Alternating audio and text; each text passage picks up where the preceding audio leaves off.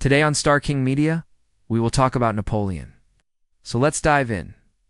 Napoleon Bonaparte was a man who changed the course of history, a military genius, a political powerhouse, and one of the most controversial figures the world has ever known. Born in 1769 on the island of Corsica, Napoleon grew up far from the glittering halls of European power. He was the son of minor nobility, educated in mainland France, and often treated as an outsider. But from a young age, he showed ambition, intelligence, a fierce determination to rise above his circumstances. During the chaos of the French Revolution, Napoleon rose rapidly through the military ranks.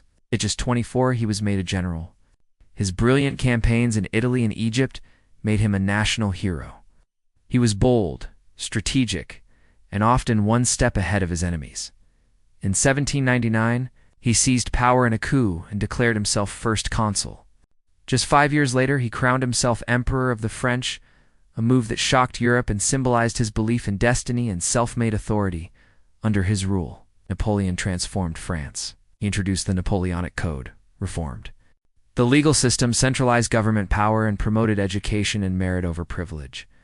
But his ambitions stretched far beyond France.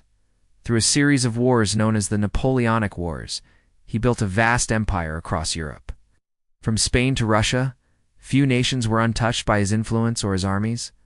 Some saw him as a liberator, others as a conqueror. But Napoleon's empire began to crumble after a disastrous invasion of Russia in 1812. The brutal winter and fierce resistance shattered his army. One by one, his enemies closed in.